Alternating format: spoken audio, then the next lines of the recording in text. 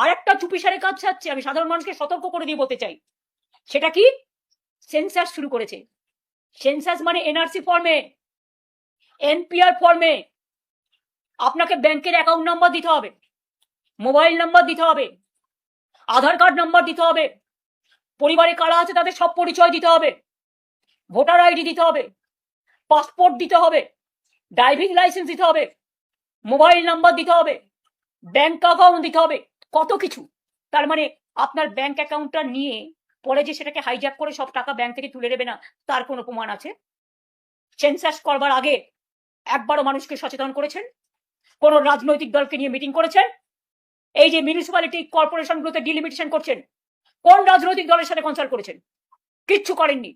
ভাবছেন টোটালটা স্বৈরাচারী ভাবে চলবে? আপনাদের জব বলবো যে এই মমতা ব্যানার্জির পতনের কারণ কি? ইমিডিয়েটলি যদি উনি ওনার উপদেশটাকে চেঞ্জ করে ফেলেন তাহলে কিন্তু অর্ধেক সমস্যার সমাধান। এই যে বুদ্ধিটা মমতা ব্যানার্জিকে কেউ বুঝিয়েছেন, যে বুঝতে পারছেন তো দিদি সেন্সাস করছে মানে এই নেবে ওই নেবে সেই নেবে, আর তারপরে বুদ্ধিতে এতটা বেরিয়ে এসেছে যে এবার নাকি ব্যাংক অ্যাকাউন্ট ডিটেলসটা নিয়েও ব্যাংকের অ্যাকাউন্টের সব টাকা খালি করে নেবে। ইনফ্যাক্ট আমি তো এটাও শুনছি যে কিছু কিছু গ্রামে গ্রামে প্রচার হচ্ছে যে অন্নপূর্ণা যোজনার টাকাটা তুলে নে, নাহলে থেকে গেলে সরকার নাকি ফেরত নিয়ে নেবে। এগুলো কি?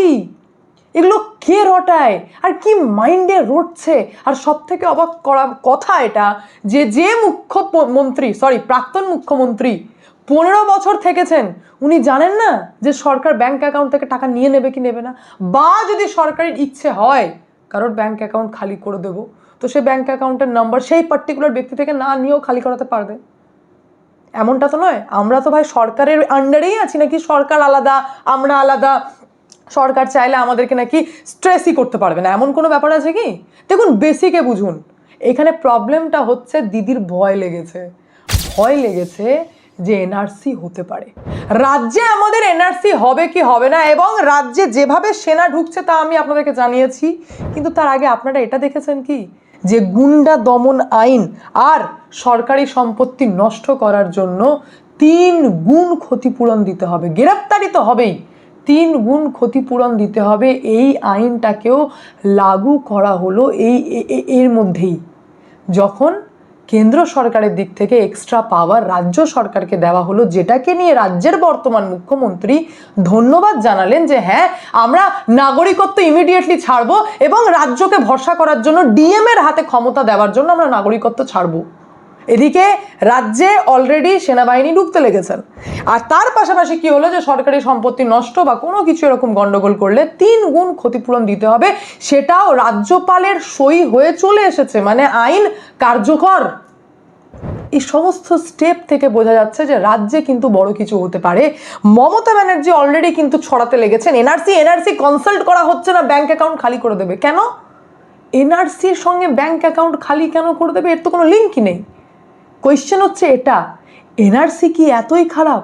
তাহলে এনআরসি কি, এনআরসির ফলে কি হবে, এটা ক্লিয়ার হয়ে গেলেই তো সমস্যার সমাধান হয়।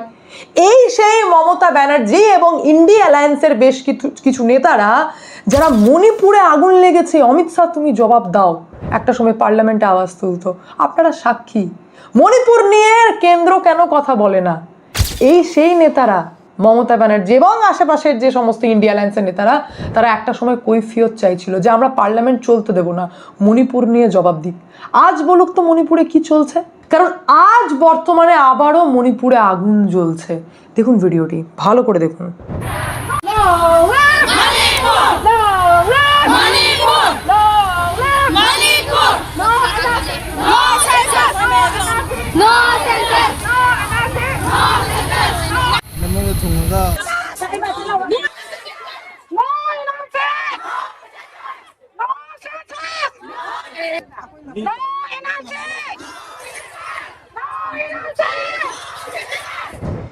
ভিডিও ভালো করে দেখার পর আপনারা এটুকু বুঝতে পারলেন যে একটাই কথা চিৎকার করছেন মণিপুরের লোকজন, সেটা হচ্ছে নো এনআরসি নো সেন্সাস।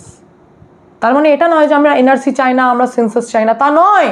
এখানে এটা বলতে চাইছেন যে যতক্ষণ না এনআরসি হয় ততক্ষণ কোনো সেন্সাস হবে না। তাদের ডিম্যান্ড হচ্ছে আগে এনআরসি হোক, তারপর আপনি হিসাব নিন না ভাই যে বাড়িতে কটা লোক থাকে, কটা ফ্যামিলি, কটা ঘর, কটা পুকুর, কটা কি। আগে সেন্সাস বাদ দিন, আগে এনআরসি তো করুন, আগে চিহ্নিত করুন যারা আমাদের জায়গা অবৈধভাবে দখল নিয়ে বসে রয়েছে।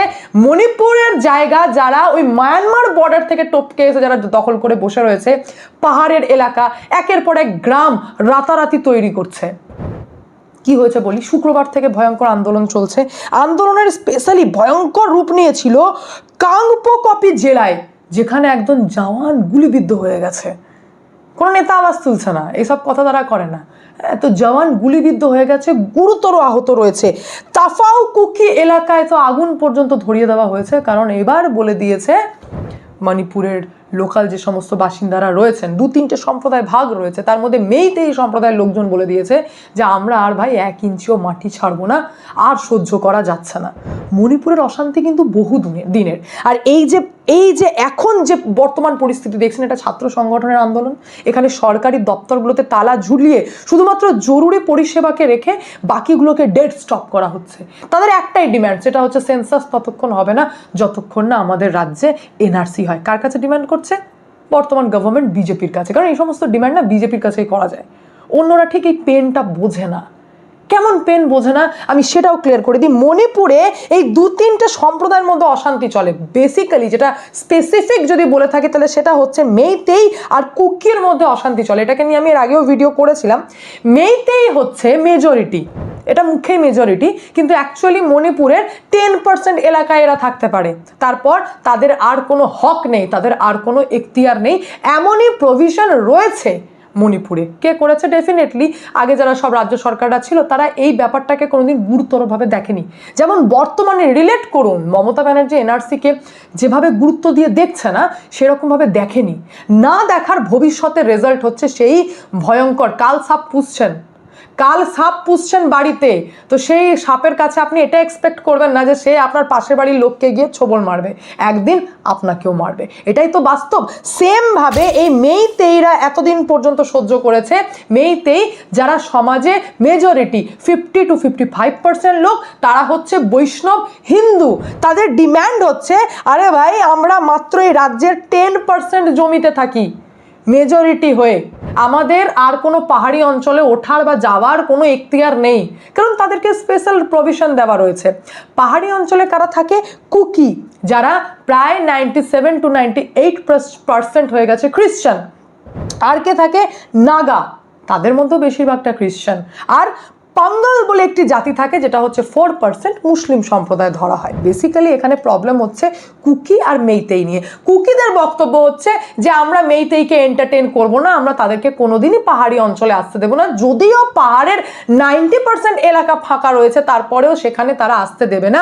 এবং এখন মেইতেইদের বক্তব্য হচ্ছে যে এই যে মায়ানমার থেকে অবৈধভাবে নাগরিকরা ঢুকে আমাদের মণিপুরের পাহাড়ি অঞ্চলে রাতারাতি একটা করে গ্রাম তৈরি হয়ে যাচ্ছে, অবৈধ গ্রাম তৈরি করে ফেলছে, রাতারাতি কুকি গ্রাম তৈরি হয়ে যাচ্ছে।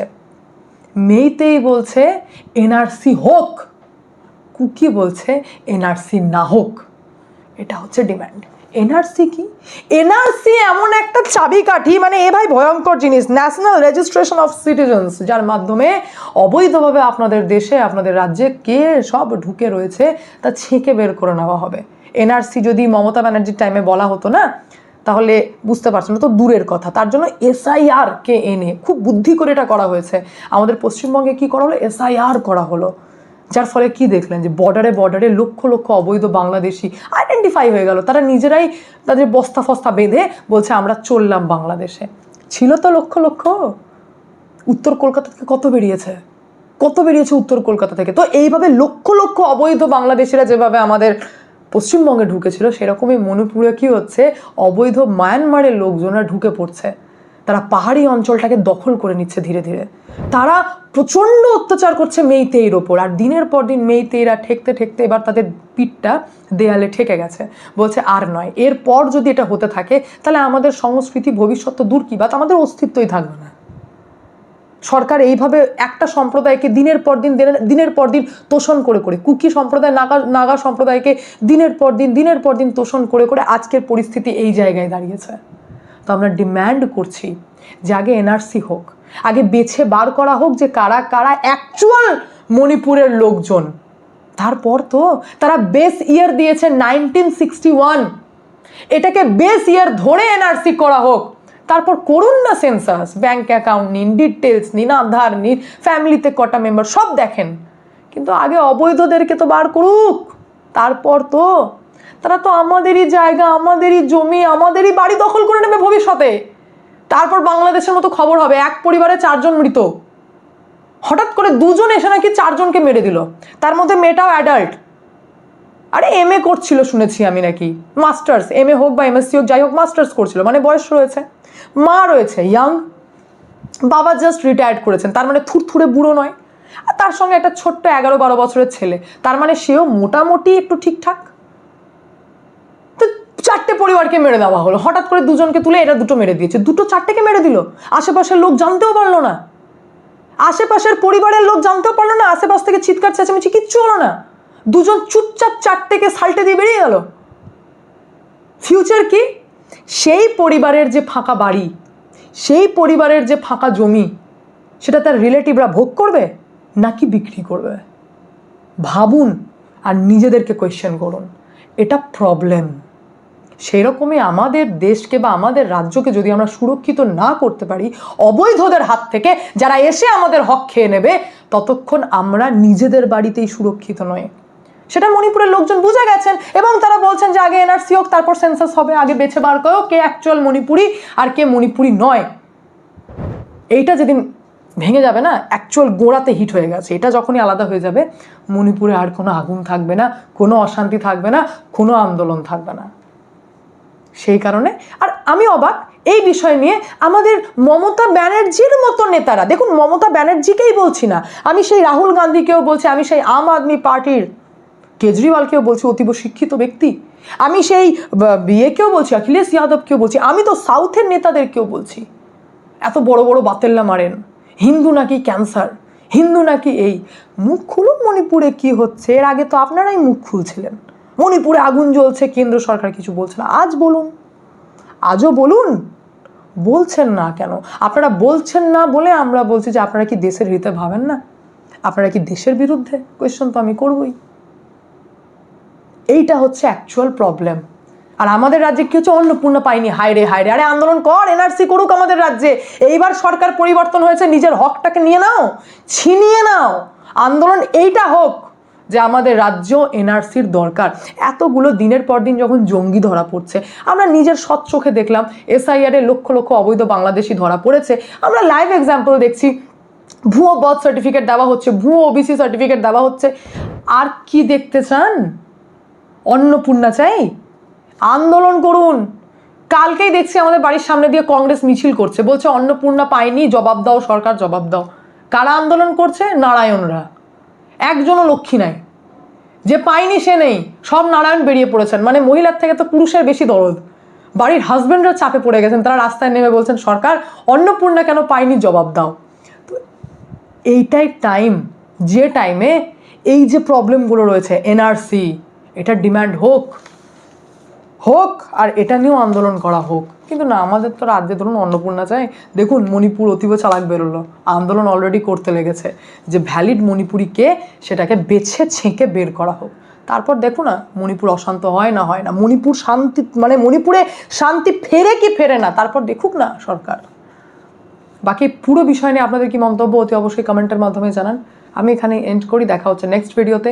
ভালো থাকবেন, সুস্থ থাকবেন, সঙ্গে অদ্বিতীয়া চ্যানেলকে অতি অবশ্যই সাবস্ক্রাইব করবেন, কারণ একটাই, যা হবে স্পষ্ট হবে।